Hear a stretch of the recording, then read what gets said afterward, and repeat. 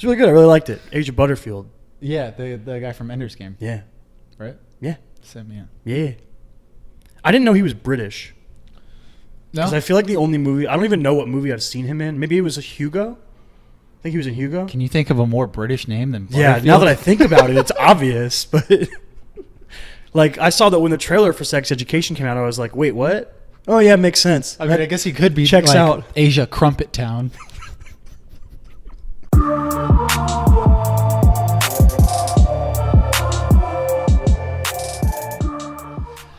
We in. Sweet. What up? Chris and Kyle show.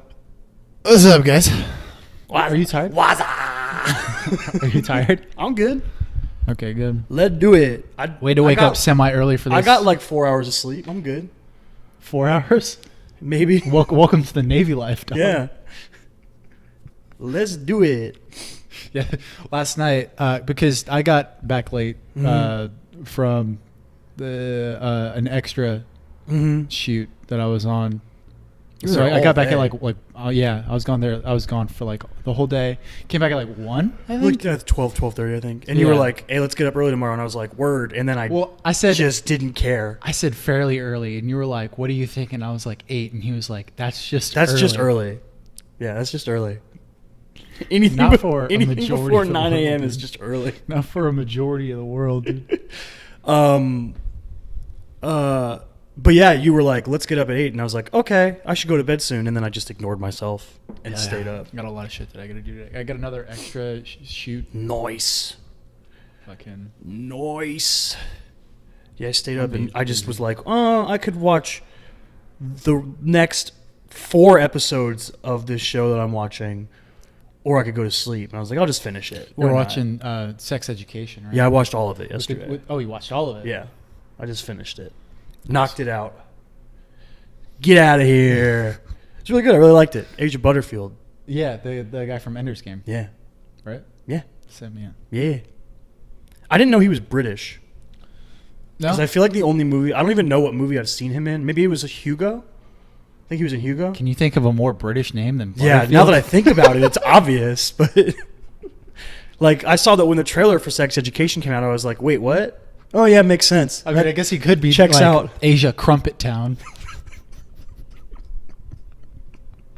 That's a little true. bit more English. That's true. Or Asia Muffin. Do you know the Muffin Man? Yeah. Do you want to talk about NBA trades? That's like the biggest. Yeah, we're gonna. It's gonna be a lot of sports once again. But yeah, let's talk about NBA. Do you want to pull out my list that I made of every single transaction since our last episode?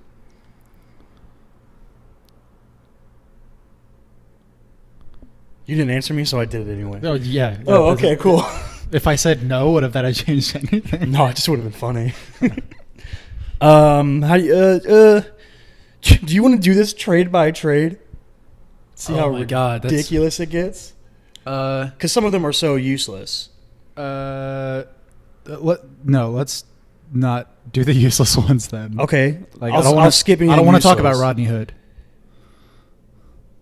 You do? I do not. Oh, word. Okay, cool. Hating on Rodney Hood over here. Rodney Hood got traded with Blazers. Yep. Hey, he might be.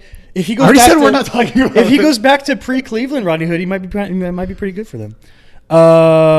You know, it's an under the radar trade. That was like the first one I got on here. That What's up? Svi in a second to Detroit for Reggie Bullock. Yeah. So I don't remember the last time I watched a Pistons game. Last time the Heat played them. Right. That's the last time I watched them. So Reggie Bullock, think of Wayne Ellington, but a little bit better at defense and a little bit bigger with crazier hair. Okay. The hair part's important. Yeah, very important. Was he their point guard that they were trying to get off of that has the bad contract? That's Reggie Jackson. Oh, his name is Reggie Jackson. I was like, it's not Reggie Jackson because that's the baseball player. Nope, right? it's Reggie Jackson. Yep. No, they still have him. Yeah, but Reggie Bullock's a really good shooter, so he'll fit well with LeBron. So let's get to a beefy one. Philadelphia traded Landry Shamet, Mike Muscala, Wilson Chandler, 2 first-round picks and 2 second-round picks, all to the Clippers, for Tobias Harris, Boban Marjanovic, and Mike Scott. Mm-hmm. That's a big trade. Yeah, I think it's a good trade. That was the first move in what is being called the Eastern Arms Race. Which Pretty cool. it's That's happening. pretty cool. I mean, That's it's happening. yeah. The teams at the top of the East are loading up, Mm-hmm. trying to make this push to the finals. Now that, as LeBron said, now that he's gone out of the conference. Oh, Shut up!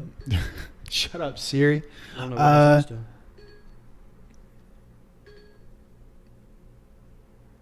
What's up with your phone? I don't dog? know. Oh, it's because I said Siri. Oh my God! What are you doing, phone? Put it on airplane mode or something. Good idea. Keep talking. Okay, so this trade. Do you feel like this trade depleted the 76ers bench? No, their bench is better now. I agree. Their bench I is don't know way why be- people. Now, it's not just this trade. They made a few trades to make sure the bench didn't get fucked. True. Because I mean, the only real blow to their bench was losing Landry Shamet. Mm-hmm. But like get my Muscala, get him out. I don't care. Right. Don't care. Yeah.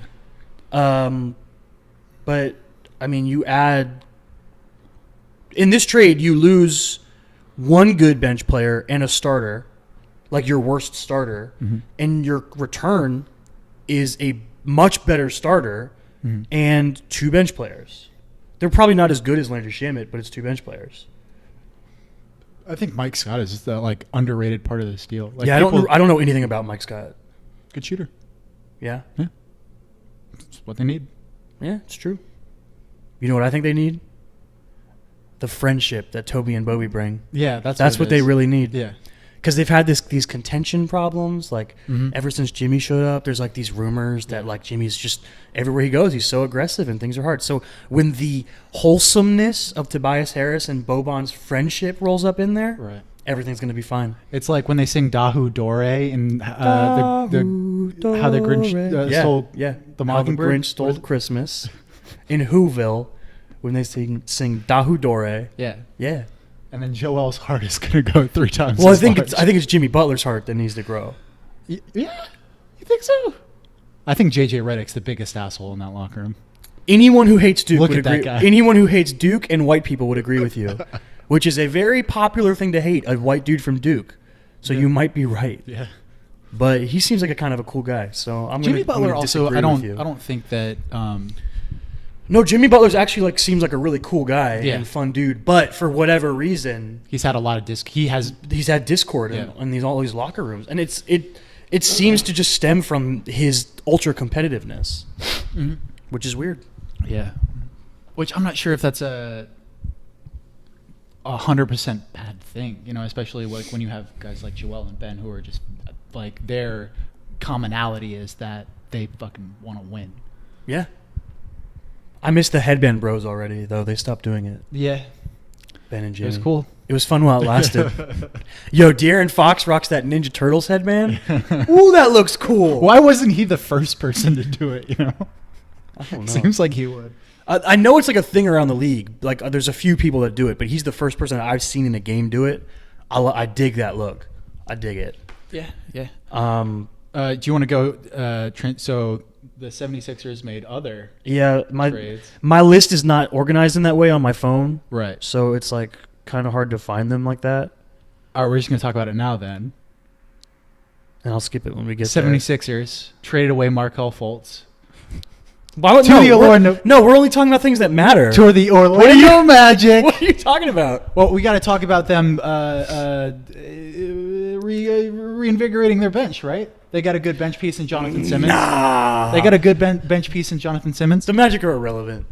But yeah, they traded away Markelle Fultz to the Orlando Magic. Can you tell for me- Jonathan Simmons for a first-round pick and And a second round pick. How excited are you on a scale of 1 to 10? Oh, 10. Nice. 10. Like like it is. This is probably like the best narrative for me that has somehow just been Fallen into the Magic's lap. has fallen into my existence. Yeah. I think. Yeah. I know this sounds like really stupid, but like I've gone on record on this podcast Mm-hmm. about how much I like and relate At least- to Markelle Fultz. Well, yeah, like exactly, like Markelle Fultz's story, because I don't really know Markelle as a person. You really. know, Like, all he's- I need to know is how much he loves Chick-fil-A, and I'm in. Yeah, I'm you in. get it. I get it. Yep. Yo, Orlando told him 35 locations. But yeah, just the fact that, the 76ers are my second favorite team. I've always loved the Orlando Magic. Had Tracy McGrady jerseys growing up. I went to City Walk in Universal and had that the photoshopped picture of of you me dunking. Well, no, it wasn't me dunking. It was me with Tracy McGrady. Oh. It was like we were both at half court, waiting. Like we were on defense and we were waiting. Did you slap the ground? Huh? I would have. Yeah. If I was playing with Tracy McGrady, I would. Yeah. Team Matt. Yeah, and just the fact that we've needed a point guard for so long. Forever. And Now, okay, I know you're excited. What's your expectation level? How are you going to manage that as a fan? The thing is, Markelle can score 8 points, and I'm still crazy proud of him. You know what I mean? So like when he makes like a wide open mid range jumper, I freak out. I told you this. I was like, get ready to feel exactly how I felt for the last 4 years watching Justice Winslow. It's just it's the same. Whenever he does anything offensively, you're like, suck it, haters, fucking suck it. Especially since we've had so many problems developing young guys, if we can bring him in and do something that the 76ers at least weren't patient enough to do, Which and their window didn't align with. Their timeline kind of screwed themselves with that, right? Yeah, They were too good last year. Yeah, it kind of ruined the process. Yeah, it wasn't the 76ers. They had the worst, the best problem that they could have had. Exactly. Really. Yeah, they were just better than they thought they would be by the time they got there. Exactly. So then they doubled down. I said this the other day. I was like, they are now reverse processing. They're giving up a bunch of their assets to get really good players, and things like that don't always work out. It you talk about super teams and stuff, but the most glaring example of a super team is the Warriors. But outside of KD and now Boogie in the lineup, but Boogie's only there for 1 year. They're almost all homegrown guys, right? Or veterans that were brought in to fill out the bench. So it's this weird thing where you can do the sort of LeBron Big Three era with the Heat with D Wade and Chris Bosh, or you can do it seems like the Warriors the Sixers are chasing more of the Warriors design of having just almost like a whole lineup of all stars. Because if Toby was in the East all season, he'd be an all-star. Yeah, he'd be there over Chris Middleton. Which I like this saying that the rule about snub talk is if you say someone is snubbed, if you're like, man, so-and-so got snubbed, you have to be able to say who you would replace them. Yeah. Yeah. You can't just say they're snubbed. You can't just become, emptily complain about it. You have to have to be like, who, if he's snubbed, who's coming out? Exactly. Right. Yeah. There's one more. Oh, well, we'll talk about the bench a little bit because Jonathan Simmons is a good player. Yeah, he's a good player. I'm not sure how much. Interestingly, though, because I watched the first game back, they looked really good. Yeah. Against the Nuggets, right? Yeah, it was the Nuggets game. It was a fun game. He's the only new addition that didn't play. Yeah, true. Boban played. Mike Scott played. Who's that other dude? Who's the other one they got? They made another trade. Boban played. I said Boban. Oh. You gotta say him twice. That's true. He deserves it. One of the most lovable dudes in the league. I don't remember. There's one more guy that they got, but I can't remember who it is. James Ennis. I remembered. Yeah, James Ennis. James Ennis played. That's the key to remembering things. You have to give up on it, and then your brain is like, no, don't give up on me. Don't leave me. See, I'm interested in their sort of backup center rotation now that they have Boban as well as they have Jonah Bolden. 4 dudes now that could play center minutes, right? Who's Amir Johnson. Yeah, Amir Johnson, I would say, is the 4th. Now he is. At the beginning of the season, he was the 2nd. Exactly. Yeah. Which that just speaks to depth improvement. Well, yeah. Jonah Bolden has played so well. As of recently. I think that we're going to see that Jonah Bolden and Boban play against different matchups.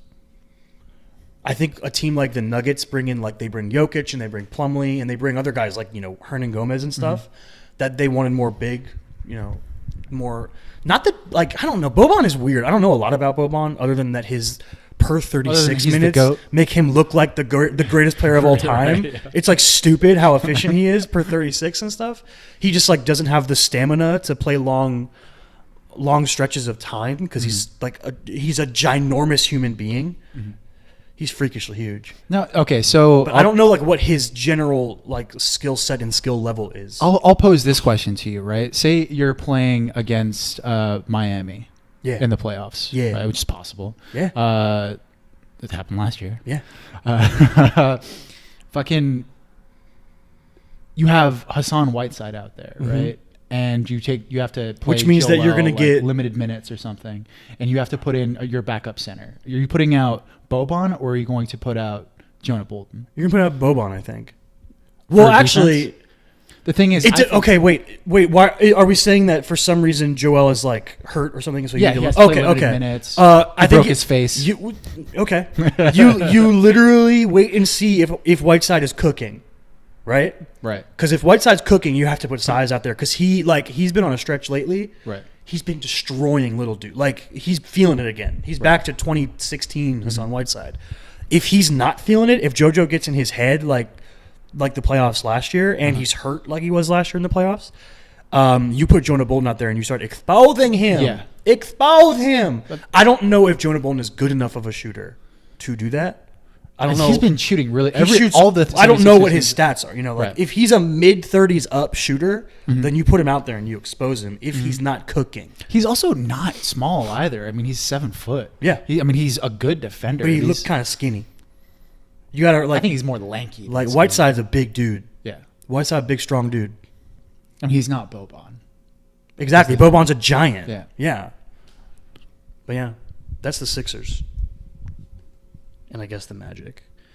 All right, if you're going to talk about the Magic one, I'm going to talk about the Heat one because just blessings to Tyler Johnson and Wayne Ellington. Just blessings. Mutt love, thank you for your hard work and your professionalism. Tyler, thank you for your teeth. And on multiple occasions, that dude, I've never seen someone lose so many teeth in basketball. Literally at least once a year he loses a tooth, like getting headbutt or something like that. He's a scrappy dude, but I don't know. It's kind of weird. Like, we made a trade that was strictly for financial reasons, and it's like mostly because TJ's getting paid like $19 million. Fuck you, Nets. I like you too much for what you did to us. Oh, is that what happened? He was a restricted free agent, and they gave him an offer as the for Nets do to everyone.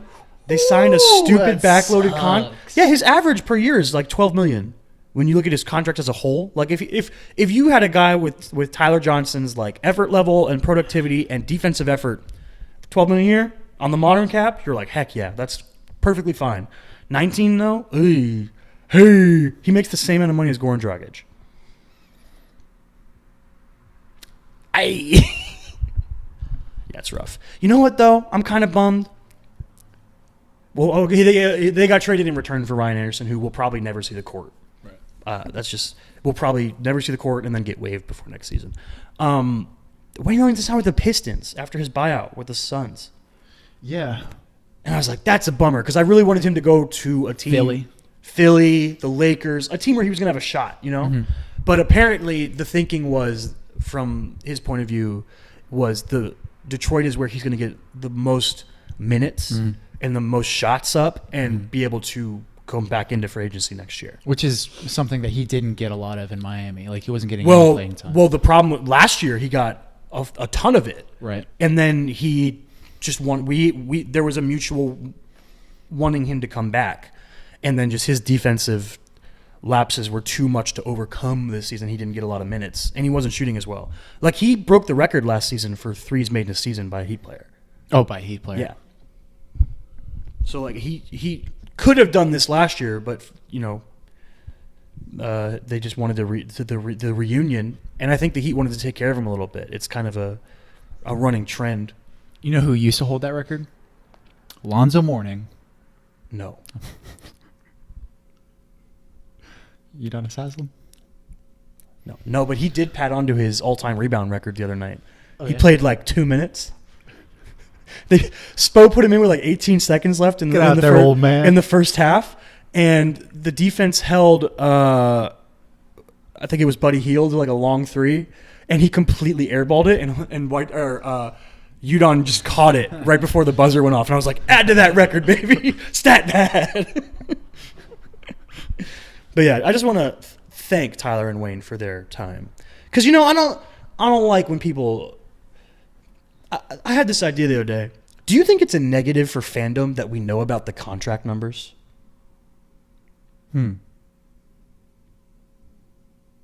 Like, in a vacuum, if you had no idea how much money a guy like Tyler Johnson made, he seems like people would love him without question.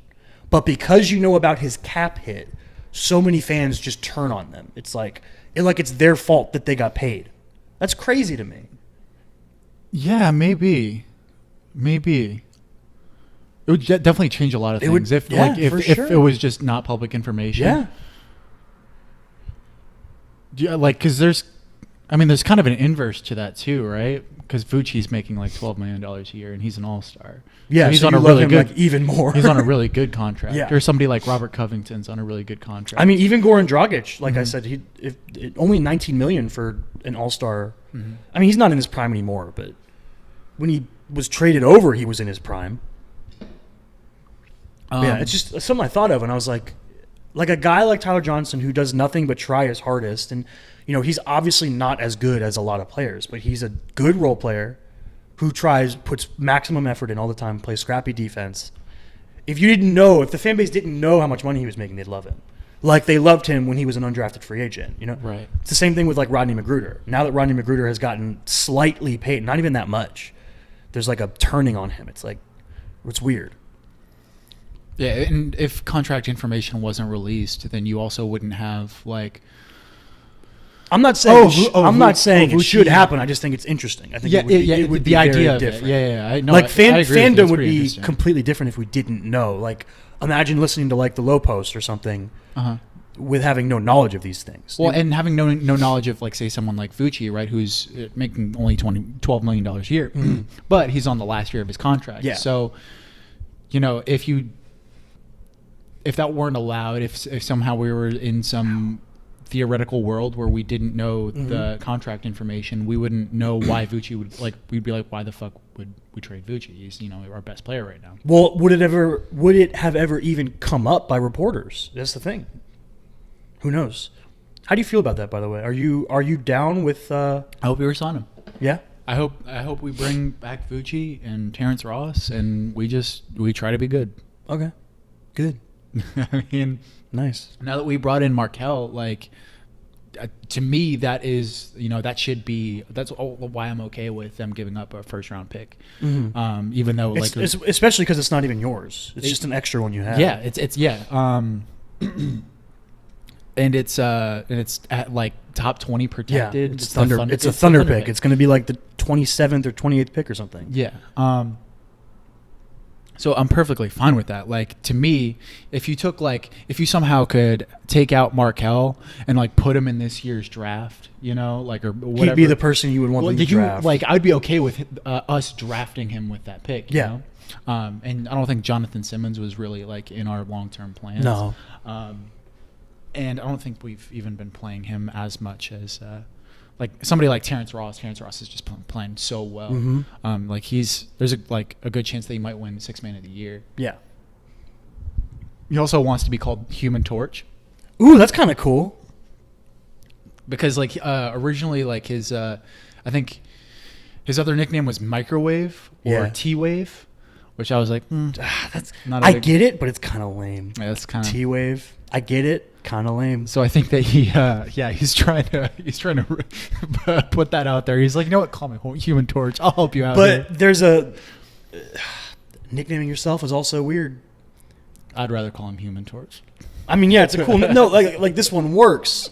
But trying to nickname yourself. But it's like you could go the Doug Martin route, and like everyone wants to call you Muscle Hamster, which is fucking awesome. Mm-hmm. Or you would be like, call me the Dugginator, and it's like, bro, shut up. Did he say that? Yeah.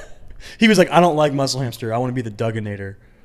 What? Dugginator. Dude, Muscle Hamster is such a good nickname. It's so unique. It's like Pocket And it's Hercules. visual. Yeah. Like little thick running backs get good nicknames. Yeah. Muzzle Hamster and Pocket Hercules, that's Maurice Jones-Drew's old nickname. Mm-hmm. That's a good nickname. Anyway. How do you feel about Otto Porter going to Chicago? Why? Yeah, I kind of get that. It was for Bobby Portis, Jabari Parker, and a second-round pick. Yeah, I don't. What are the Wizards trying to do? Like, are they just trying to clear up cap room? Oh well, I think the Wizards. John Wall slipped and fell and tore his Achilles or whatever, and they were like, "Oh fuck it, we'll just build around Bradley Beal." And Otto Porter's making too much money because they maxed him last season, and yeah, it's interesting. Like, I get why the Bulls would want like a solid, youngish, small forward for their roster purposes or whatever. But I heard a take that was like Otto Porter is a guy who is worth the money he makes on a great team, but he's not worth that money on a bad team. Does that make sense? Like he's your third or fourth option on a really good team.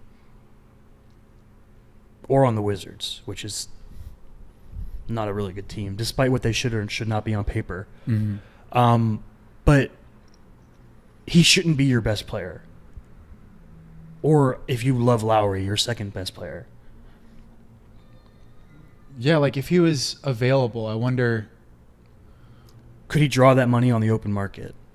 Could he draw that money on the open market? But like, why didn't was there like a potential play for like the Rockets or somebody like that? That would be an interesting for him to go to. Yeah, that would be weird. But yeah, I mean the Bulls are tanking. It's just weird both ways. Yeah, I find it strange. Okay. I do hope that Jabari Parker does do well though. Like as much as like the Wizards is a shit show. Mm-hmm. Like he'll get his chance. And guess what, Mr. We don't get paid to play defense. Jabari Parker, they don't play any defense in Washington, so they won't care. Oh, I'm at the first Stauskas-Baldwin trade, which is on this list like 3 times. Let's see. Alec Burks went to Sacramento. This seemed kind of like just... Oh, this is how Houston got Shumpert. Meh. Yeah. Doesn't seem like a big enough move. How about Harrison Barnes to the Kings? Oh, I like it. Yeah? Yeah, I mean, they needed a good 3. He's in his like late 20s? He's 29, I think. Right. Something like that. Right. And I like it for Sacramento. He has a player option for next year. The Mavs, who'd they get back? Harrison Barnes. Justin Jackson and Zebo. And there's probably picks involved. There's picks. There's probably picks involved. Yeah, I'm pretty sure that they're doing it to clear up some cap space, right? Because Harrison Barnes was their biggest contract. The Mavericks, yes. The Mavericks opened a max spot for the offseason. Could you imagine, like, if KD's like, fuck it, I'll go to Dallas. Like, one of these random all-stars that are going to be free agents, like Kyrie, Kawhi, KD, all the K names. Right. Clay, like, if any of them are like, yeah, let's just go to Dallas and hang out with Luka and Kristaps. Right. It'd be so weird. No, it's going to be Vucevic, dog. I can see that happening. That max spots for Vucevic. I can see it happening, dude. Euro squad. I want an all-white starting lineup. That and, like, they're not going to get Vucci a max, right? No. Like, he's probably going to make, like, 25, I would guess. Yeah, something like that. He's 28 or something? Yeah. Yeah, so he'll get a big deal. But I could see him getting, like, an Aaron Gordon deal. Like, an Aaron Gordon's making, like, 24, 25.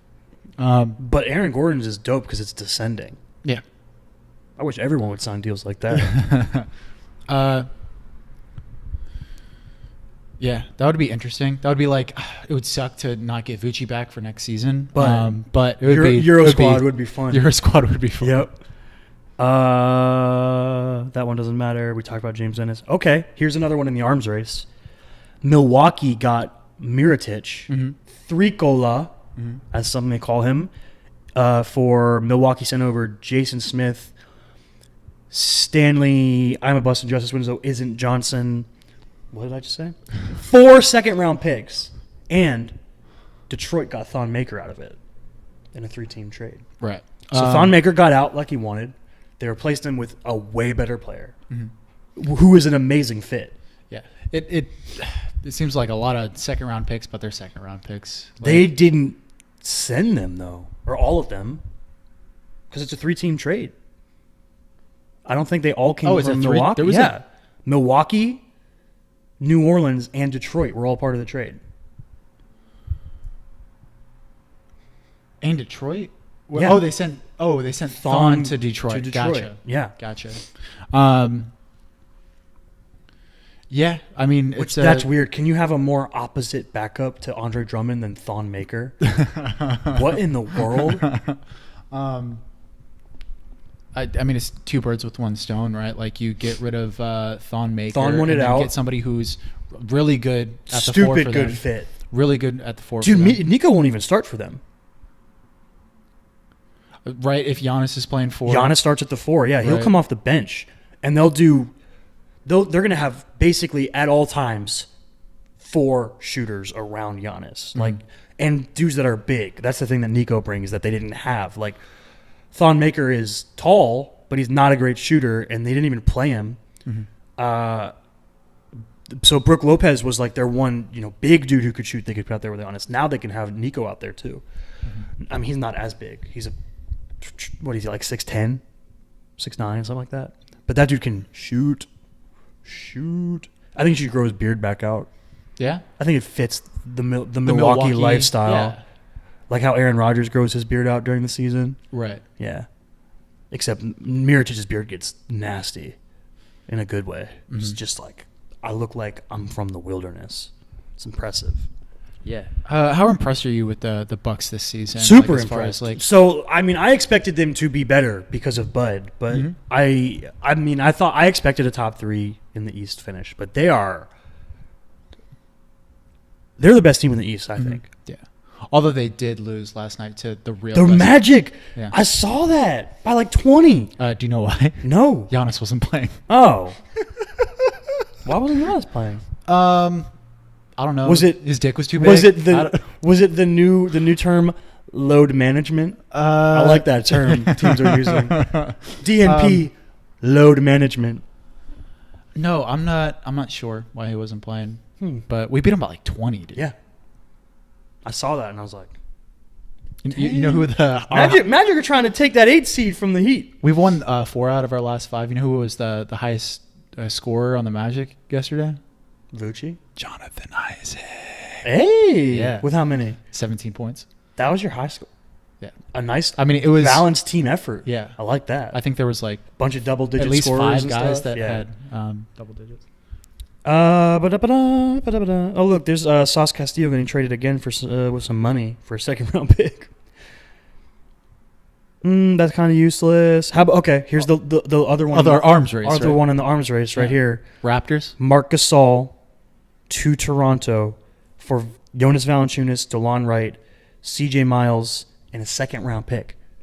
First thing I thought when I saw that trade go through, what were the Hornets not giving up? How did they blow it?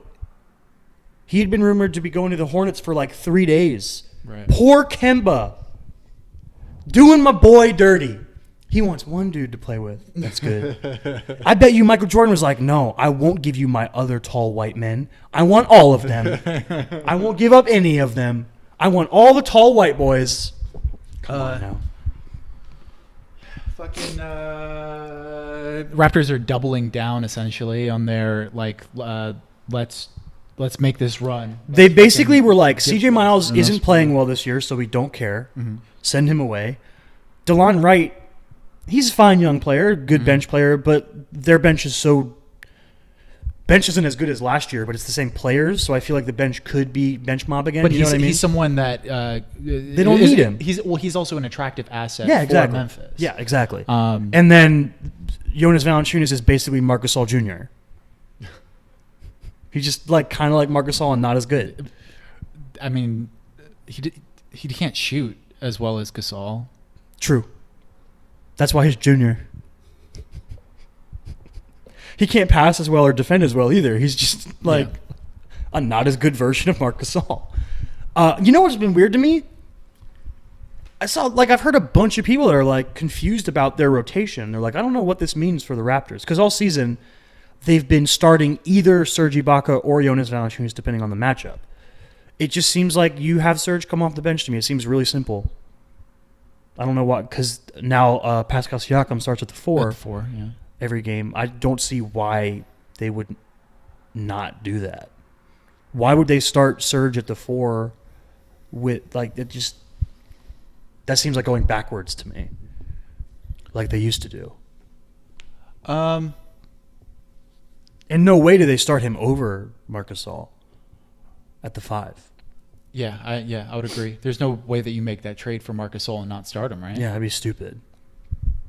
I feel I feel happy for Marc Gasol though, because that dude has been sick of the tank for like 2 years. Yeah, and now he's out. He's got a chance now. Well, and they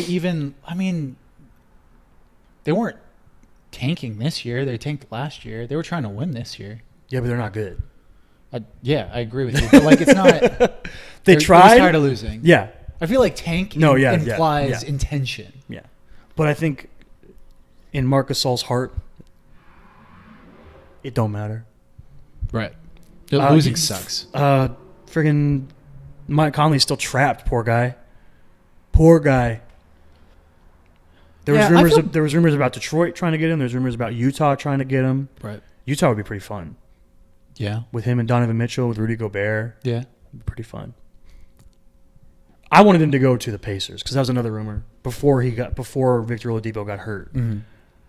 But I think it would have been cool before Depot got hurt. Yeah, but I think if you made that, if you made that play now, as the Pacers, it might hurt you in the long run. And plus, I don't think that it's going to help you that much in the short term either. Yeah, they signed Wes Matthews from the buyout market. The Pacers. I was like, why bother? Like, he'll probably start now. It's kind of Oladipo's spot. Is it too late to tank? Yeah, dude, they were like the 4. Yeah, they were playing really well. They're too good already to tank now. Yeah, and they're already like 2/3 of the way through the season. They might be able to get into the lottery. Yeah, they might. They might fall out of the playoffs. Yeah. Which so you said if Markel, the Wizards and the Pacers fell out of the playoffs, that's there's a shot. Good for us. Good for the Magic. You and the Pistons. Yeah, dude, the Pistons are only a half game behind the Heat right now in the 8th seed. I think we've been on a stinky 3.5 stretch. or 2.5 games behind you We've guys. been on a bad stretch. All right, I have the most important trade of the entire week for you. Shelvin Mack to Atlanta for Tyler Dorsey. Dude, I didn't even hear about that trade. Are you kidding me? This is blowing my mind. Get out of here. Last season's Orlando Magic assist leader, Shelvin Mack. With 3.8 assists a game. You like have to feel bad when a team that is full on tanking is like, get out of here. Yeah. Get out of here. Yeah. But do you want to know the most important trade of the weekend? Team LeBron trades Russell Westbrook to Team Giannis for Ben Simmons. Wait, did that draft, the All-Star draft, did that happen before the last? It happened after the deadline. Oh yeah, the deadline was at 3, and that happened at 5. Right. Okay. And then the Lakers played a game. I watched like maybe the last half of it. Mm-hmm. I watched a majority of the reserve draft. She was pretty funny. Yeah, it was funny. It wasn't like it's not where it needs to be yet. Our expectations were too high. Yeah, it's not where it needs to be yet. Well, first of all, don't do it on like. Why did they do it that day? It's so weird. Like they crammed it in literally an hour before LeBron had a game. Right. And then they were like, just do it now. Do you think that they? Why don't they just do it like the day before the game, or do it like right before the All-Star game? That would be funny. And they don't practice at all because they have practices. Right. The All-Star, they have like 1 or 2 practices. Fuck it. Yeah, fuck it. Like line up at the baseline. Uh-huh. We've got jerseys right here. Yeah. I pick you. I pick you. I pick you. I pick you. Sick. And then we tip off. Then we play. That would be awesome. That'd be really funny. But yeah, they got to do it in person eventually. Just because like I want to see how Joel Embiid reacts to things. Right. And I want to see all of you want to see them. I want to see whoever's getting drafted's reaction. Yo, Bradley Beal was the last pick. Yeah. Well, I guess technically Dirk was, but they had the extra third round. But Bradley Beal was the last pick. Yeah. Now, it's because Giannis was like, Chris Middleton's my boy. So I'm going to take him first in the reserve round. Dirk and Dwayne going to be all-stars again, technically? Like, yeah, is this going to add to I think so. I don't know how I feel about that. Like, I think it's cool. I think it's a cool idea that they have Dwayne and Dirk, and plus the story between both of them. I think that it doesn't really matter in the long term because the difference between being a 12-time and 13-time All-Star is negligible. Yeah. It doesn't really matter. Yeah. That's true. Like, D-Wade is now a 13-time All-Star instead of 12, and Dirk's like a 15 instead of 14 or something. Now, like, say if, like, Mike Conley never makes an All-Star game. Can they give him an honorary one? So, like, if he was, like... I'd be cool with that. If he was like 34 and he was like, guys, this is my last season. You know, he does like a Dwayne Wade thing. Isn't that like 2 years? Huh? 3 years? Geez, that seems so soon. Yeah. Do you like? How do you feel about that? If they gave him, I'd be cool with it because he deserves it. That dude deserves an All-Star. True. I would on his resume. True. And if he was playing in the East, he would have been like probably a multiple-time All-Star. He is and has been like the best player who hasn't made an All-Star game for a long time of veterans. Yeah, it's a bummer that Mike Conley hasn't gotten that recognition. So I'd be cool with it.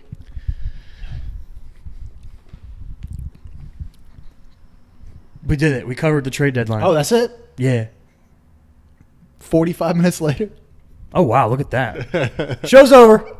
There's a lot of moves. All right. So yesterday, I was gone the whole day. But there are two things that happened yesterday in sports that were pretty big.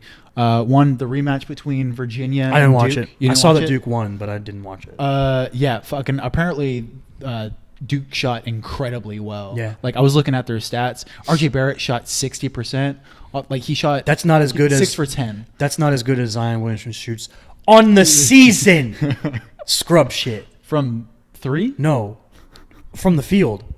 Oh, you're talking about from 3. I'm talking about from 3. RJ Barrett shot RJ. 6 for 10 from 3. RJ. And Cam Reddish, I think, was 5 for 8. Nice. Yeah, so they shot really, like, just crazy well. And plus, Zion, like, was, like, the third best player on the court, but he was third best with 18 points, 6 rebounds, 5 assists, 3 blocks, 3 steals. Domination. Yeah. Yeah, I feel like I was thinking about watching it, and then I was like, I did something else. I don't remember what. I don't remember. What was the other thing that happened yesterday? The Magic beat the Bucks. Did the Magic you watch Magic beat the Bucks? Yeah, obviously. That's the greatest story in all of sports. No, dog. Fucking style bender. Oh, last night. Yeah, dude. Yeah, I watched the whole main card, which was a bummer, dude. I feel so bad for Bobby Knuckles. Yeah.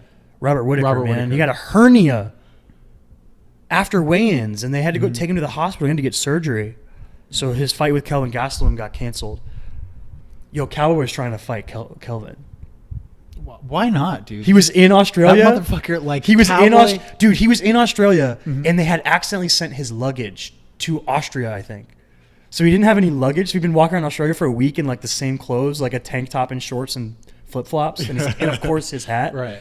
And he was just like, they talked about it on the broadcast. They were like, he's just been chilling all week. He did what do they call it? A shoey? That thing that Tui Tavala, what's that guy's name?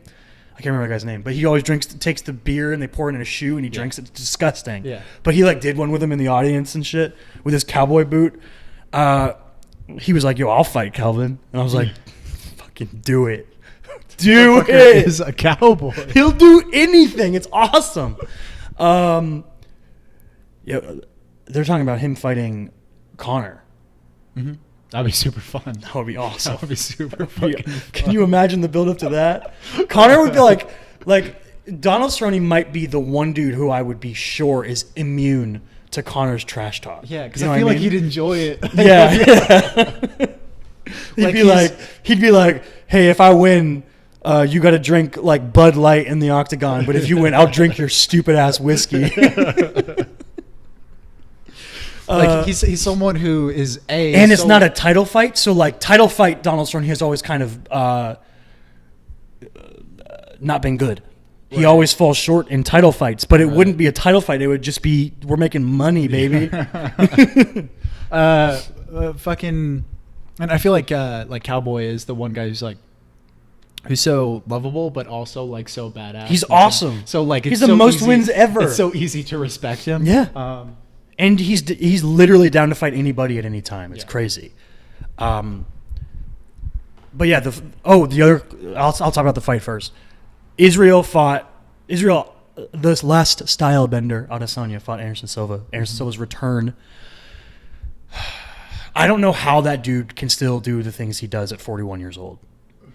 However old he is. Yeah? It's crazy, dude. Yeah. Anderson lost the fight. Right. Israel Adesanya won, and I agree with the decision. In a unanimous decision. It went 3 rounds, unanimous decision, yeah. And I completely agree with the decision. Anderson got touched up way more than Adesanya did. Adesanya was much more aggressive. But that's been Anderson Silva his whole career. He's always been a counter striker. So when you're like that, like prime Anderson Silva or prime Lyoto Machida, you are susceptible to, if I don't get the finish, you will beat me, because you are coming after me. It's just part of the style. But yeah, I was watching that fight, and obviously I was like, Israel Adesanya is the future.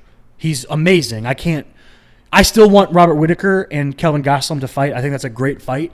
But whoever wins that is gonna fight Israel Adesanya, and it's hype. He's been fighting for a while, right? Because he has been.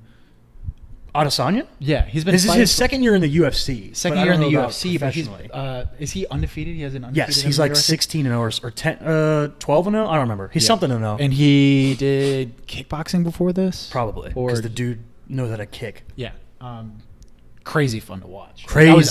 I was kind of mad last night that the shoot went that long, because I missed that fight. I was it was a lot of fun. That fight was a lot of fun to watch. It was literally like a really cool part of it was you could tell that Anderson Silva was like Israel Adesanya's idol. He said after the fight in his interview, he was like, for me, this is like if I'm a basketball player and I'm playing against Michael Jordan. Yeah, that's my idol that I just fought, and like you could really tell that Adesanya appreciated the moment and embraced the moment and won the fight. And they both were doing like showboaty stuff. Yeah. Like there was a really cool sequence at the end of the first round where Adesanya threw this crazy spinning like wheel kick, and Anderson old school ducked it. Yeah. And then gave him the look, and then Adesanya went into like this like karate pose, and he did this thing where he, like I saw that picture. There's like a gif of it out there. And then Anderson did the classic where he just puts his hands on his hips and he's like, come at me, bro. Yo, Anderson was letting him, he was doing that stupid shit where he lets you punch him. Oh, really? Where he just kind of like goes like this. Yeah. And he lets you punch him, but he moves his head away, so it kind of lessens the blow of the strike. Yeah. He was doing that with Adesanya, and I was like, he doesn't learn his lessons. Weidman got you like that. Yeah. But it was just amazing to me to watch him at his age still be able to move the way he does and strike the way he does. It's crazy. Yeah. And he said he still wants to fight. He wants to fight in his hometown in Brazil, which leads me to this. I saw this after the fight. Anderson Silva was like, let me fight Nick Diaz in Brazil. And I was like, oh, hell yeah. Have they fought before? No, but they've always talked shit. Are you sure they haven't fought before? Maybe they fought once. I think they did fight once. Like no, because Nick Diaz did that cage shit. Where they fought the one put time. His back against the cage, and he was talking shit to him. Yeah, but they like, and since that fight, Nick Diaz has continued to talk shit about him. Like, it would just be a super fun fight. And then I saw that on Twitter, and then Conor McGregor was like, "Do this, I'll fight Nate on the same card." And I was like, oh my God. It'd be so hype. Conor's been tweeting like crazy. He like about matchups. Like I see after every fight card, Conor tweets like respects to people. He's like, man, I saw this dude fight and it was awesome. Like he tweets like nice things about fighters, and then he'll be like a couple days ago, he was like, somebody tweeted some report about him fighting Cowboy, and he was like, let's make this happen. And then last night he was like, I'll fight Nate Diaz in Brazil. And he just like talks about wanting to fight people like in their home countries and stuff like that. I'm like, he doesn't care about like, you have to admire, I don't know, it's weird. Like, does he even care about belts? I don't think he does. I don't think he does. He's got all that fuck you money, man. He got that money. He was the champ. He doesn't. You know what belts he cares about, dude? Fucking Gucci belts. And he cares about making sure that he can buy a matching one for his son. He says, like, when Dana White's bringing that belt, he says, you know what? No. Yeah. Pass that Versace. I can pronounce nothing past that Versace. Kelvin did a fun little bit, too, yesterday. Kelvin Gastelum. He borrowed, what's his name? Henry Cejudo's belt. And he was walking around wearing it. Okay. And it was like, he was like, I'm the champion now. And I was like, all right, Kelvin. Which he had to do, like, he apparently did like an interview where he was really good. And he kind of had to, because there was this idea that if Israel Adesanya was flashy enough, the UFC would just be like, nah, he's fighting Robert Whittaker now instead of you. Huh. Which is a bummer. But the UFC does do that kind of stuff. Yeah. I would rather see Kelvin get the shot first. Yeah.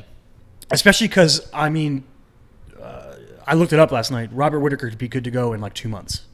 So if they just reschedule this, put it in April or May, and then if they can do a quick turnaround, have Israel fight the winner. It doesn't seem like that much of a problem. But yeah, I look forward to any fight for Israel Adesanya from now on. That dude is awesome. I also saw some really cool art of him with the Avatar: The Last Airbender arrow and stuff. Yeah. I was like, that's super cool. Mm-hmm. I'm down with that. You got any others? Oh, I did one. I watched the first half of the inaugural Alliance of American Football game. Yeah. Go Orlando Apollos. Is that who played? Was it like San Diego Fleet and the San Diego Fleet played somebody else. I'm already a fan. The Orlando team played. Wait, let me take that back. They smashed the Atlanta team, Atlanta Legends. They won 40-6. The old ball coach Steve Spurrier doing it big. That's their head coach. For the Apollos? Mm-hmm. Yeah, Did I know this? Maybe, I don't know. I thought of a few things while watching this game. First, I thought, why are they the Apollos? Apollo is a figure.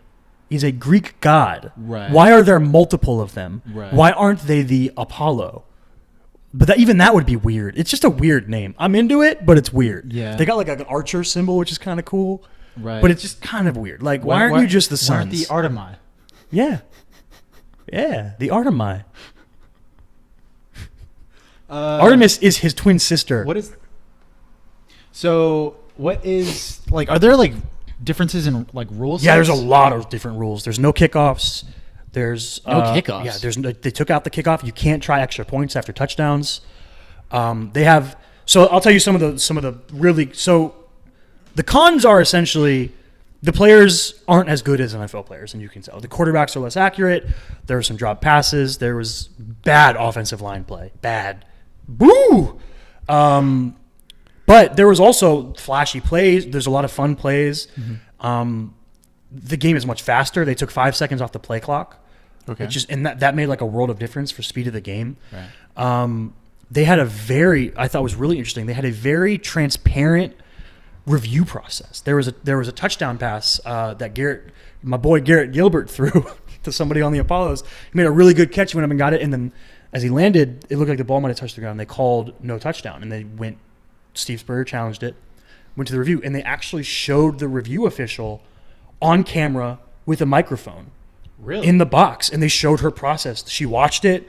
She was talking to somebody on a microphone or on like a walkie-talkie, and she was like saying what she was seeing and her thought process through the whole. And it was like, this is awesome.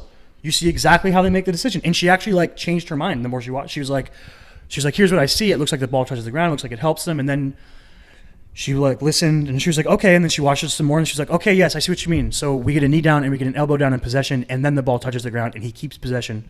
We're gonna change it to a touchdown. And I was like, that was awesome to see that kind of transparency. Yeah, that was really cool.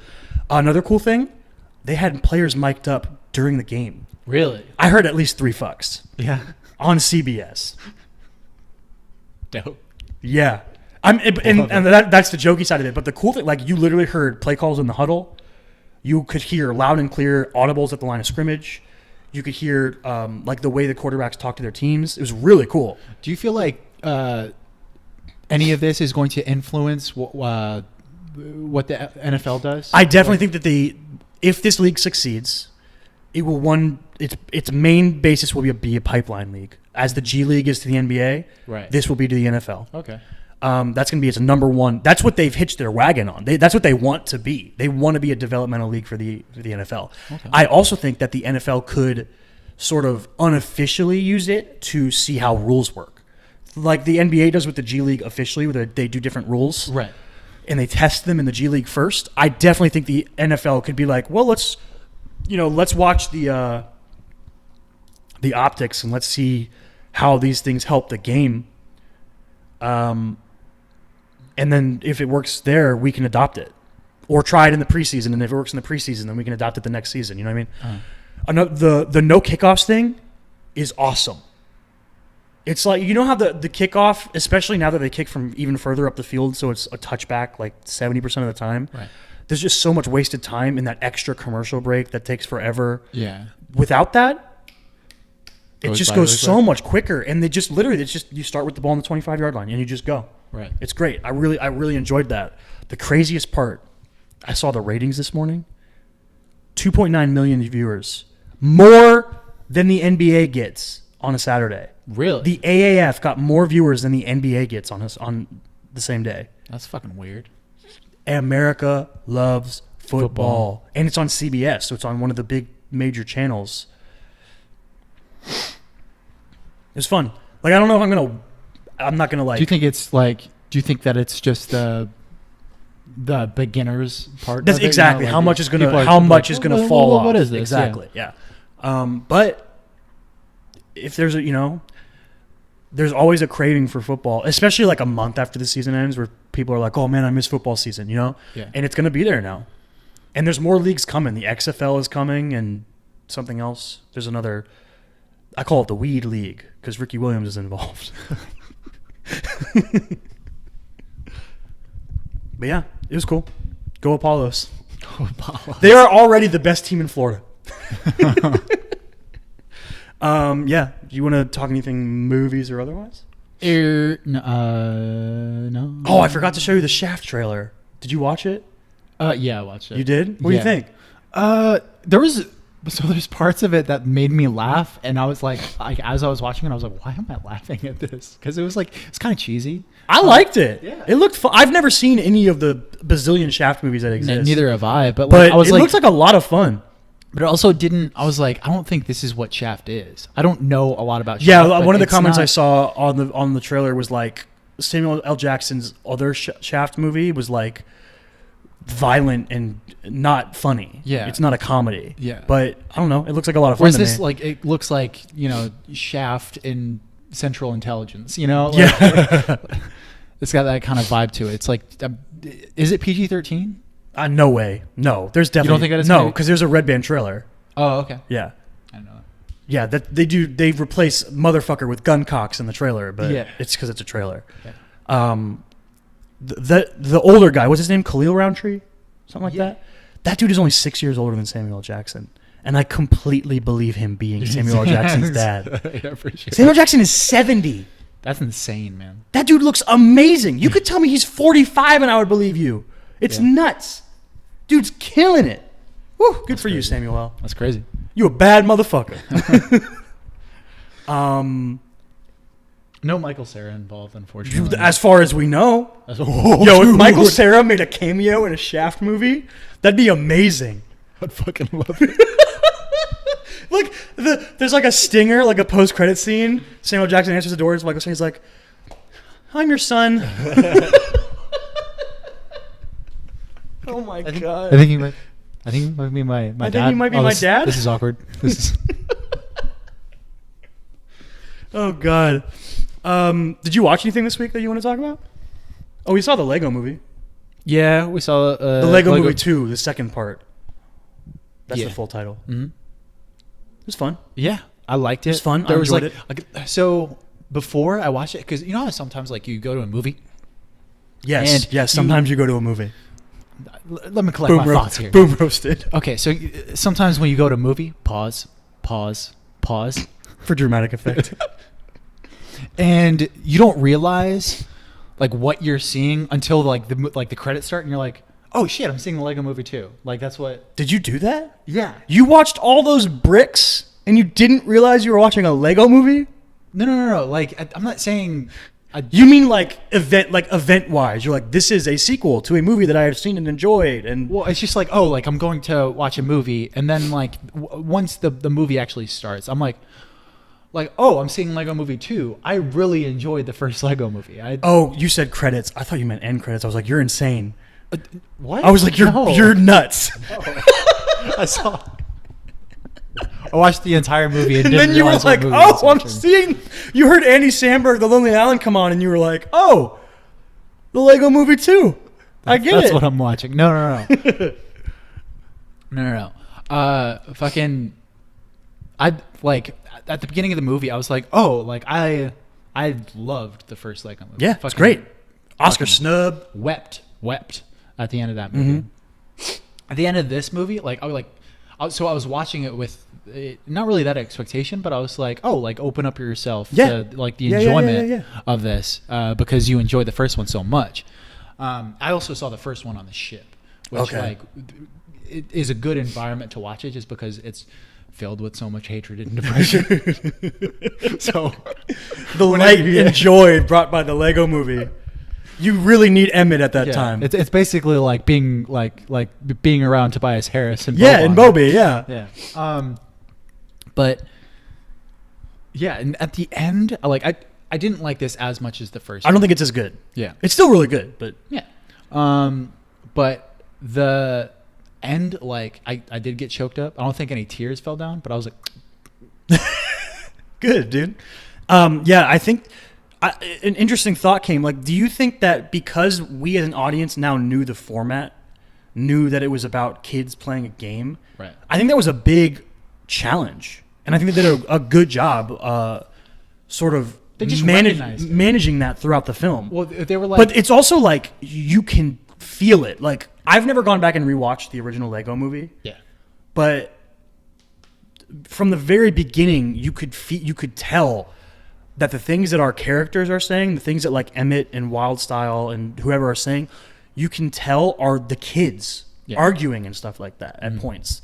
And I just think they did a really good job of balancing the real world and the imaginary world, right, and our expectations of it. exactly, yeah. I also think they had a big challenge of like. I think any sequel faces, but I think was kind of unique with this movie, like the callback stuff. Like, how much do they reuse like the everything is awesome bit and stuff like that? I think that was a challenge, and I also think that they were like, oh man, our plot is weird and kind of convoluted, and then they were like, let's just be meta about it and it'll be fine. Yeah, like they were like, this is a weird. Like, wait, are these Legos actually alive? What's going on? There's time travel involved. Just be meta and weird about it, and just make it a joke, and it's all good. yeah, I liked it. You know what I commend them for? What? Somehow I knew, like it was super. Like, we knew that Rex. Oh wait, I don't want to spoil anything. This isn't a spoiler episode. It's not. I can't say it. It's not a spoiler episode. Yeah.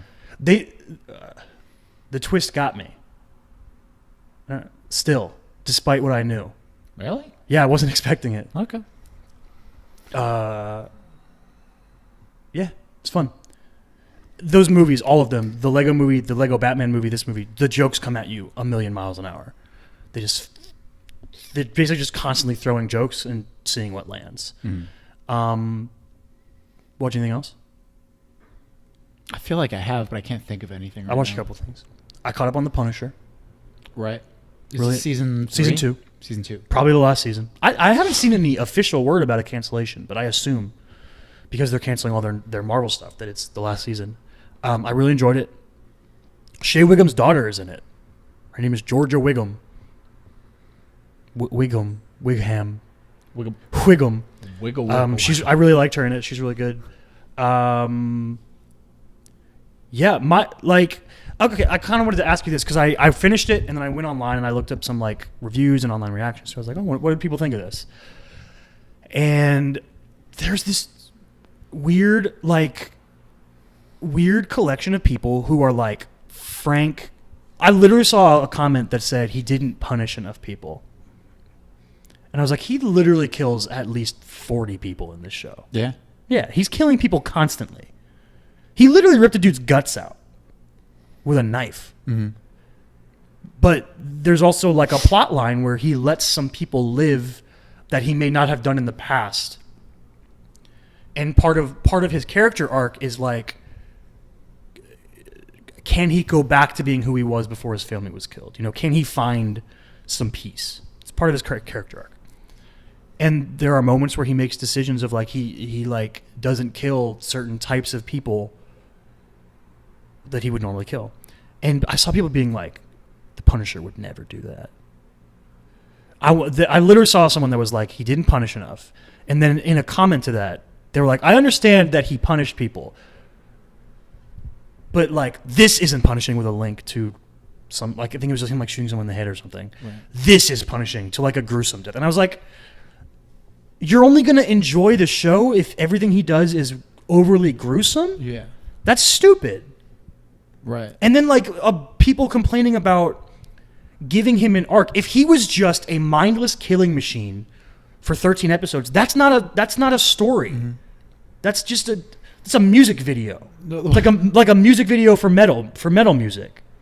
Like if you want that, just watch Uva Bowl movies. Yeah, you know? what do you like what? I saw people literally being like, just because some kid said don't kill.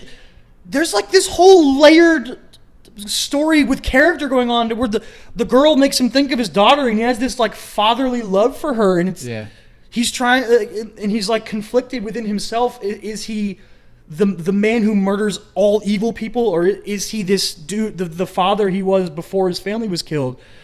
And I was like, y'all some weird people if that's the story you're trying to watch. Right. Because the story I watched, I really enjoyed. And the number one thing that needs to be said about the Punisher is that Jon Bernthal is stupid good. Yeah. As the like you've seen it. You've seen Daredevil season 2. It's stupid how good he is as the Punisher. He's on, in my mind, he is on Charlie Cox, Robert Downey Jr. level, fits that comic book character to a T. Right.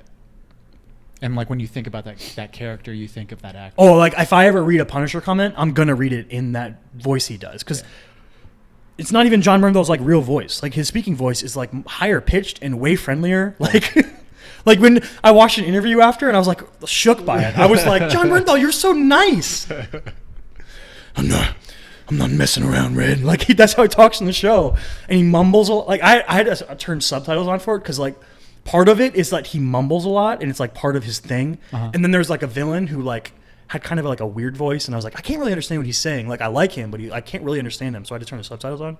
But I don't know what I'm gonna do. Like he just talks like that all the time. Like, and I'm like, oh man, when he talked in his normal voice, I was like thrown off by it.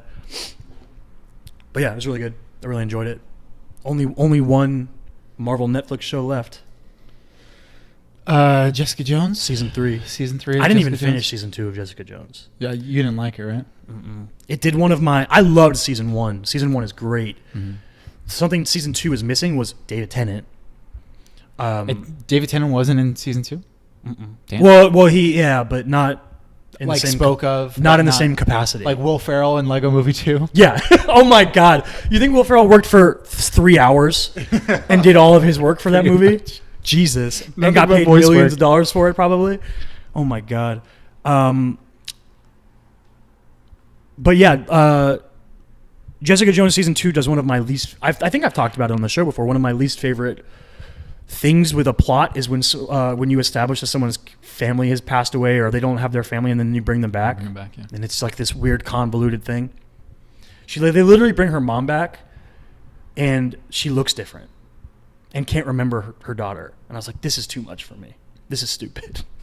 I stopped watching. But yeah, I'll still watch season 3. I like the character. I really like Kristen Ritter. I read the Wikipedia article. Like I read the synopsis of each episode, so I know what happens. Oh, okay. I was like, I got to keep up with what happens in the universe. But I'm not gonna waste all this But time. I don't want to watch it all. Yeah. The other thing I watched, you mentioned, was Sex Education. I watched all of it yesterday. Mm-hmm. I really enjoyed it. It was a lot of fun.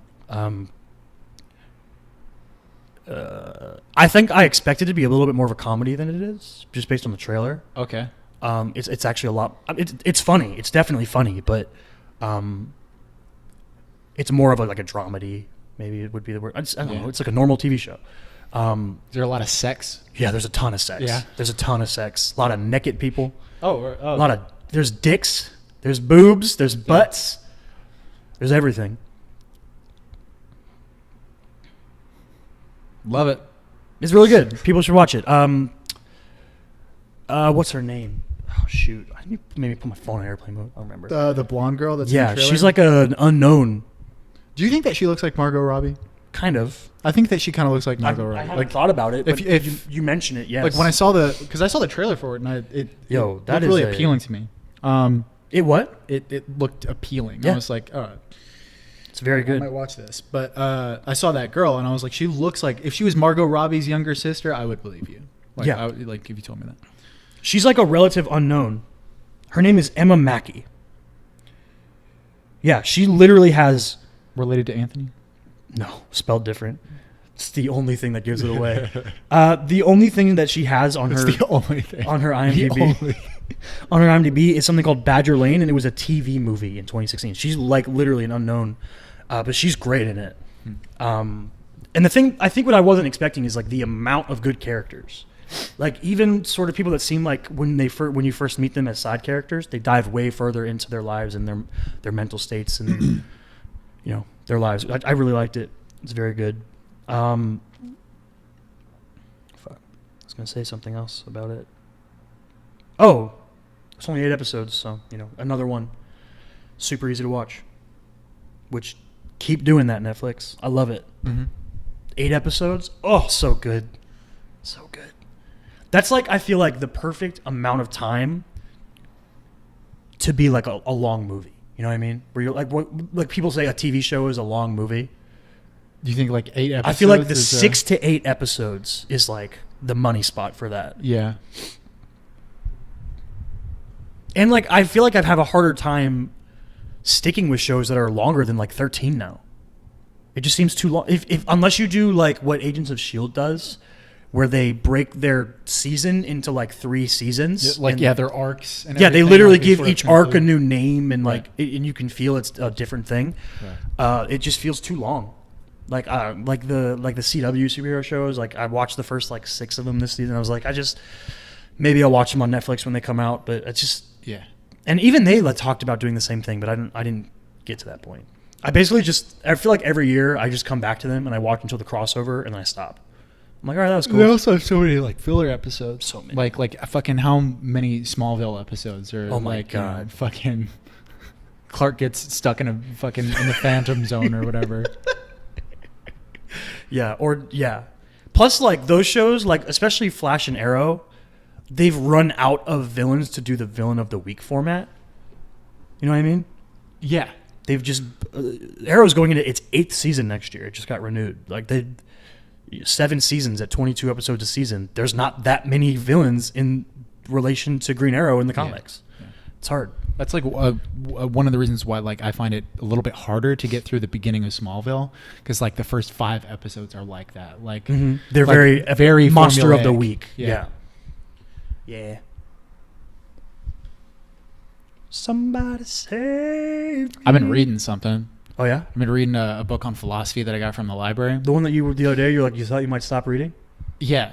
You didn't stop reading it? No, I got through like the first part. So like it's split into the way it's basically just like a philosophy basics book. I think that's literally what it's called. Philosophy, the basics. Yeah. But it doesn't go into the specific philosophers and their ideas, but like more of like the ideas themselves and the arguments for those ideas. And the first chapter, I guess, is about God. I am a god. And it basically just talks about Kanye throughout the entire book. Kanye is God. And Kanye is Jesus. Written by Kanye West. No, but it's like one thing that I've noticed through reading this book is like how petty things can get, like when you're trying to argue for the existence of God and counter argue for the non-existence or whatever. It's not something you can tangibly. Tangibly? Thank you, Jesus. I almost said tangentially, and I was like, that's not it. Right. It's not something that you can tangibly really argue. Right. Well, and it's just something. So there's a part in the end of the book, because a lot of the arguments and counter arguments that I read, I was like, oh, okay, like I've thought these before, you know, like or at least like they've gone through my mind, and I haven't spent that much time on them. You know, You've so been it's exposed to these ideas. Yeah. But there was one that I had never been introduced to before, and this is this idea called Pascal's wager. Pascal's Siakam. Yeah, Pascal Siakam's wager. Or basically, Pascal was I forgot his full name, but he was a mathematician. But he basically said, His like, name if was you're Pascal Math. So if you're shut the fuck up. Pascal's his last name. Sorry, it was Math Pascal. But so he tried to judge like whether or not you should believe in God from a gambler's point of view, right? I thought it was interesting. It's kind of whack, but hang in there. It's so the whole point of a gambler, right, is to maximize your winnings and minimize your losses, right? Mm-hmm. Now, like he said, if so there's like 4 possible options, right? So you believe in God and he ends up being true. You don't believe in God, he ends up being true. You believe in God, he doesn't end up being true. Yeah. You don't believe in God and he doesn't end up being real, right? Yep. So he says that basically, like, out of all of those 4 options, like, you should believe in God, because if you believe in God and you're wrong, basically, like, you just kind of wasted time, right? Yeah. But if you believe in God and you're right, you get like a lifetime. Yeah. But if you don't believe in God and you're wrong, you're screwed. Yeah. That's kind of funny as a gambler. Yeah. If you're a gambling man, believe in God. Right. Just, play the odds. And the counter argument of that was like, well, you can't choose what you believe. Yeah. Right. Like, you can't like just be like, oh, well, like, I believe this now. And Pascal was like, well, just go through the outward things, right? Go to church, pray, and then those feelings will come with it. Right.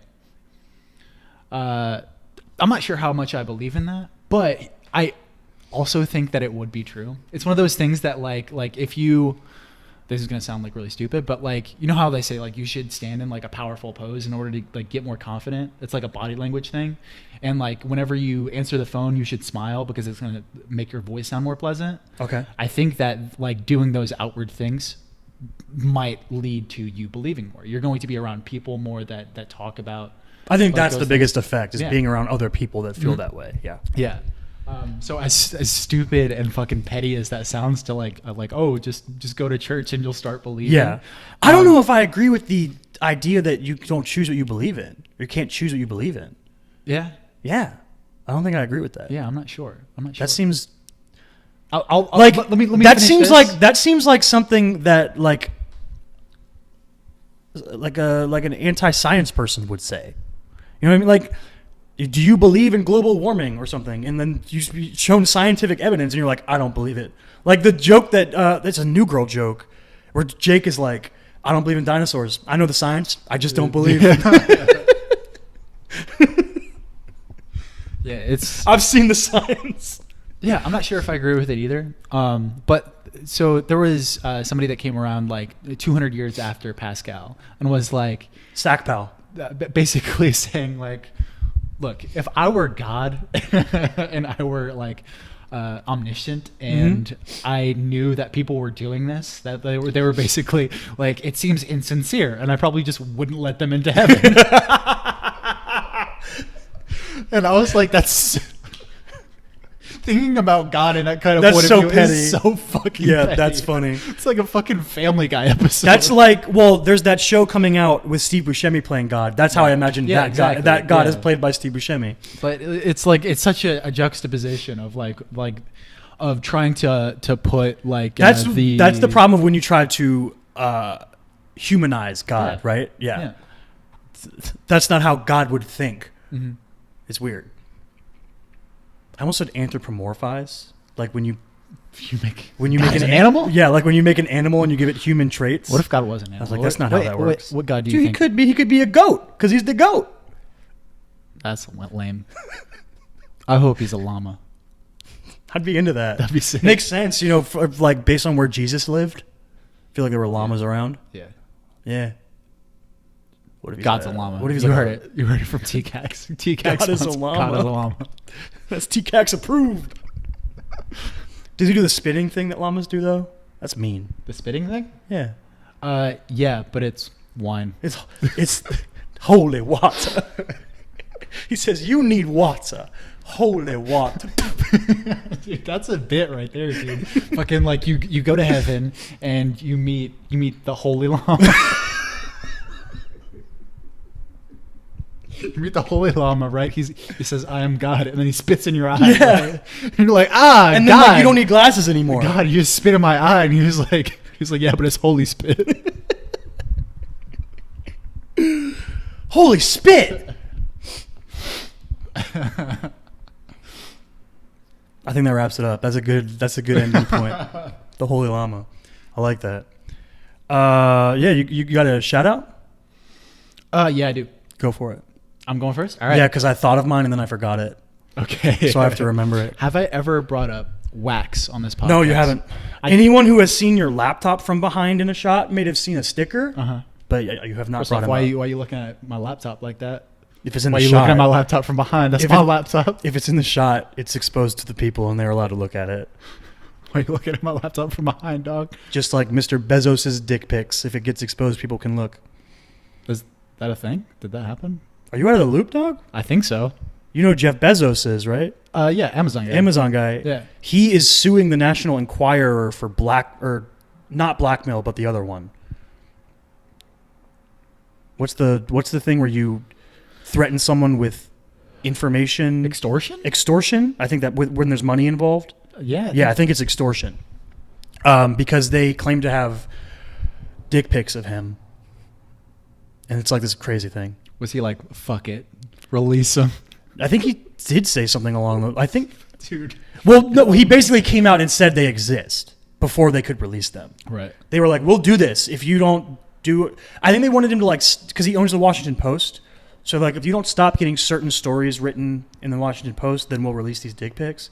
And he was like, "Everyone, dick pics of me exist." And then everyone was like, "We don't want to see those, dude. We don't want to see that." And he was like, "Me neither." National Enquirer was like, "Damn." Yeah. Who is Jeff Bezos sending dick pics to? He just got divorced and has a new lady. It was to her. It was okay. While he was with his ex-wife, he was sending dick pics to this new lady. Mm-hmm. So somehow they got a hold of him. Yo, his wife's gonna be rich. She gets half his money, dog. His new wife? I'm pretty sure. No, or his ex-wife. I'm pretty sure they were married before he, right. got loaded. Half? So that like they were. You've seen that Eddie Murphy bit, right? Half? Maybe. He was talking about like Johnny Carson having like one of his divorces or whatever, and like he has a whole bit on a woman getting half of the money. It's crazy. Like yeah, it's a lot of money, dude. It's good. It's gonna be a rich lady. She can go pay all of the employees that he doesn't pay with it. But Is Amazon a bad company to work for? Apparently, that's what I've heard. That sucks. Yeah. Anyway, do your Wax show. Wax. Oh yeah. Okay. So, Wax is a rapper. He also he's been like getting into like stand up. He's done some stand up. I've seen some of his sets. Pretty funny. He's a funny guy, and like that definitely comes through in his music. If you are a fan of really lyrical rap, but that's like not political, that's something that Wax is a really laid back lyrical rapper. Like if you were into like Asher Roth, but like not I Love College Asher Roth, but like Canon or a Milli remix fucking Asher Roth, then you would be into Wax. Or like guys like Dumbfounded. He does a lot of stuff with Wax. Another person who did something with Wax, and I didn't even realize it. Aquafina. Oh, really? Yeah, apparently she's a rapper. I fucking That explains her name. Mm-hmm. Fucking I was listening to one of Wax's newer albums, and I heard like a female voice, and I was like, "Who is this?" And I looked at it, and it was like Aquafina. I was like, "The Aquafina." That Aquafina. And I heard her voice, and I was like, I could definitely like see her being, dude. What the fuck? I don't know what's wrong with my phone, dude. Shut up. Okay, but really, like, just incredibly lyrical but fun. It's like so if you have like Musician too, right? Doesn't he like play guitar? yeah, or something? yeah. He's I mean, him and his twin brother Herbal Tea. I was gonna make a weird joke. I was trying to think of a joke for a name. Like, gonna- what has to do with wax? But Candle or something? I don't know. No, it's Wax and Herbal Tea is actually where you can find them on YouTube. But that's where he gained prominence. That's where like he made a video of him rapping in his car. And yeah, It's that easy, dude. It just blew up on YouTube and fucking yeah, he got signed by Def Jam Records. But, Oh, really? But Def Jam, him and Def Jam couldn't come to terms really. Like it was amiable. Like there was no real discord between us both. It was just like they wanted something a little bit more poppy, and I just didn't want to do that. And, Yo, you don't have to do it anymore. Like it's cool. You don't have to sign with labels anymore. It's awesome. Mm-hmm. Yeah, and he gets millions of views on his fucking YouTube channel. Yeah. But he's like, it's weird. He's like huge in like Germany. We love wax. But yeah, but like he's like if there was like a spectrum of like seriousness, like you would have like Immortal Technique would be like super serious, very political rapper, tries to address a lot of issues. Wax Kendrick. is not that. Like you could say that Wax doesn't have a lot of substance. Like a lot of his like, but it's not like without conflict either. Like he's constantly talking, like rapping about how much of like a scumbag he is. As many rappers do. Yeah. J. Cole does that. But a majority of it is very lighthearted. But I would definitely recommend You got Wax. specific songs you would recommend or anything? Or albums? Yeah, I would. Eviction Notice is my favorite. Is my favorite album from him. I would recommend to listen to specific songs. I would recommend Relax, Haagen-Dazs, Skrilla. Wait, is that Haagen-Dazs Skrilla? is one thing? Haagen-Dazs Skrilla is one name? Haagen-Dazs Skrilla is one song.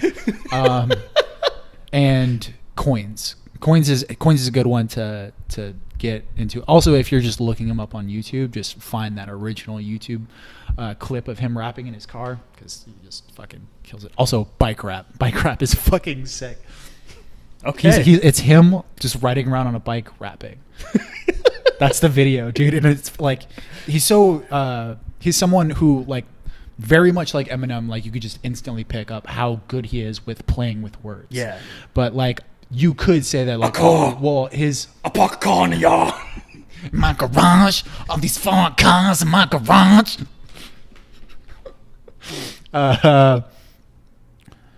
Yeah. Also, his name is Mike Jones. His real name is Mike Jones. Kind of crazy, right? That's kind of fun. All right. Weirdly, mine is also music related. Okay. Mine, Is it Herbal Tea? no, that'd be really weird. Could you imagine if you didn't know I was a big Herbal Tea fan this whole time? Dude, I would be so fucking proud of you. No. So if you don't like Hamilton, you might not be interested in this, but this is pretty cool. All through 2018, Lin-Manuel Miranda did a thing that he called Hamilton Drops, where he basically every month released a new song somehow related to Hamilton and its music. There's artists involved like the Decemberists, Royce da 5'9", Joyner Lucas, Weird Al, Broadway star Ben Platt, Mobb Deep did one, Barack Obama is on one. Who's that? Yeah, I don't know. He's some dude. Sarah Bareilles did one. There's a bunch of like different types of music. Some of them are covers of songs from the show. Some of them are they sort of take. You listened to the Hamilton mixtape before, right?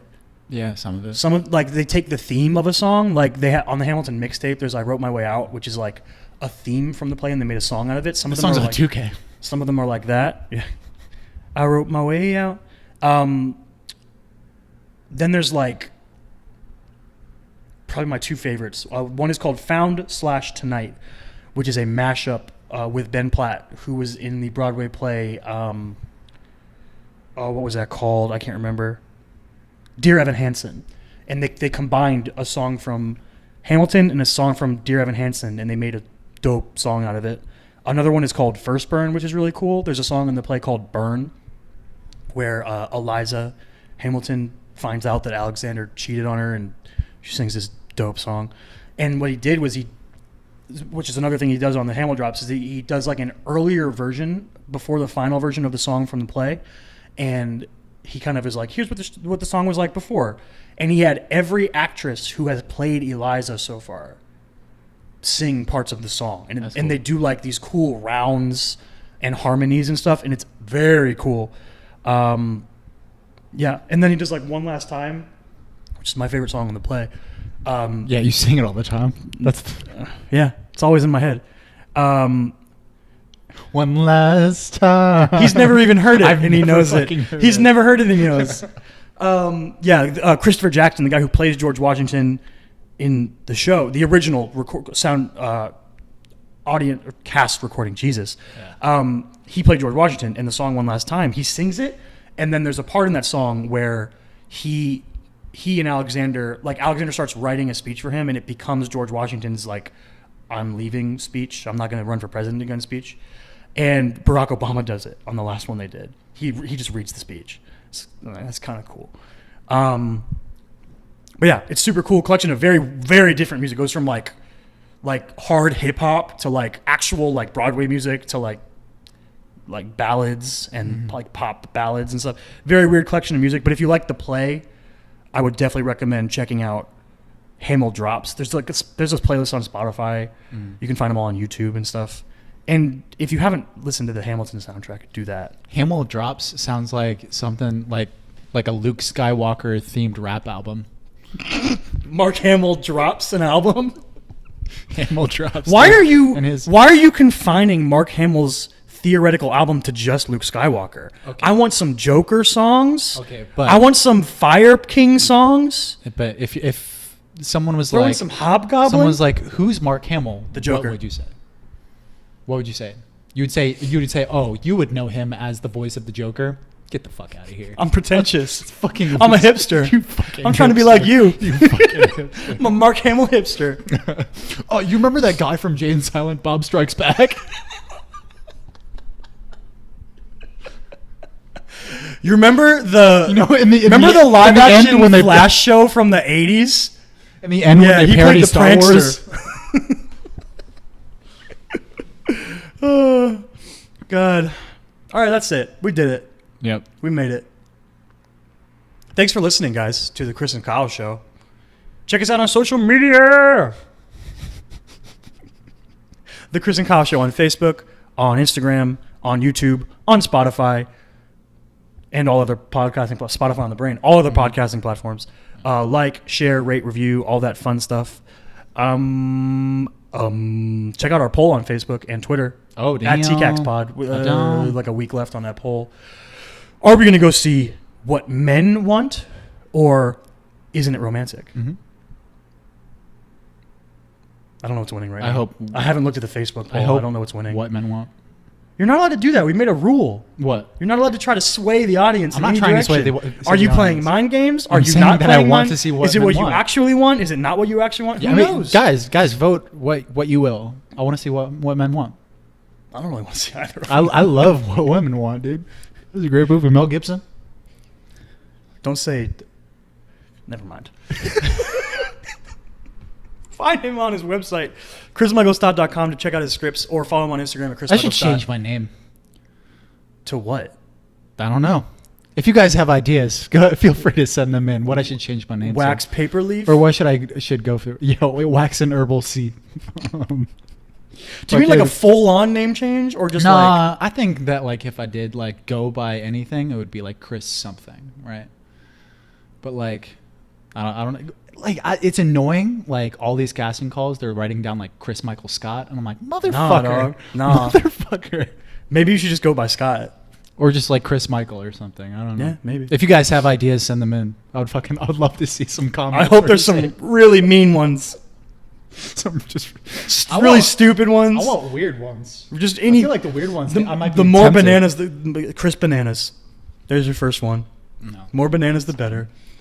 I want something like Chris Beluga. Narwhal? Chris Narwhal? That's kind of cool. They're like name whales. They're like unicorns of the sea. It's true. They got horns.